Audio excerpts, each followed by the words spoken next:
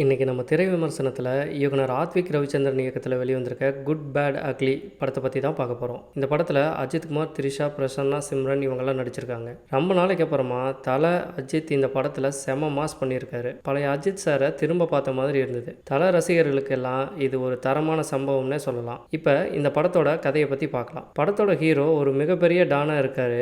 இவருக்கு ஒரு குழந்தை பிறக்குது. அதை பார்க்க போகிறப்ப மனைவி த்ரிஷா கேங்ஸ்டர் தொழிலை விட்டுட்டு நல்லவனாக வந்தால் மட்டும்தான் இந்த குழந்தையை தொடணும் அப்படின்னு சொல்லிடுறாங்க. இதனால் ஏகே பண்ணின தப்புக்கெல்லாம் தண்டனையாக சில வருஷம் ஜெயிலுக்கு போகிறாரு. இந்த நிலையில் தண்டனை முடிய 3 மாதத்துக்கு முன்னாடியே பையனோட ஆசைக்காக ரிலீஸ் ஆகி வெளியில் வந்துடுறாரு. இத்தனை வருஷமாக நேரில் பார்க்காத பையனை பார்க்கலான்னு ஆசையாக இருக்கப்ப அவனை யாரோ கிட்னாப் பண்ணிட்டாங்க அப்படின்னு ஃபோன் வருது. ஏதோ முன்விரோதம் காரணமாக தன்னோட எதிரிங்க செஞ்சுருக்கலான்னு நினச்சி ரவுடிங்களை எல்லாம் அடித்து உதைக்கிறாரு ஏகே. இதுக்கிடையில் ஒரு ஃபோன் வருது.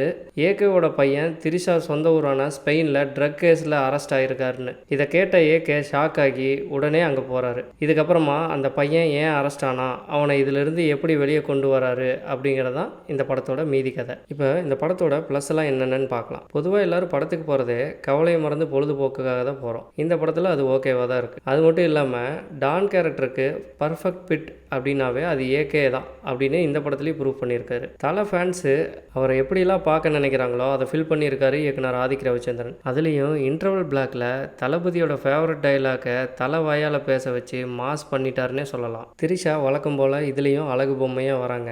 அர்ஜுன் தாஸ் மெயின் ரோல் பண்ணியிருக்காரு, நல்லா பண்ணியிருக்காரு. சிம்ரன், சுனில், பிரசன்னா, பிரபு, ஜாகி செராப் இவங்கெல்லாம் பார்ட் ரோல் பண்ணி கேப்பை ஃபில் பண்ணியிருக்காங்கன்னே சொல்லலாம். படத்தை என்ஜாய் பண்ணுற வகையில் 90s சாங்ஸ் போட்டிருந்தாங்க.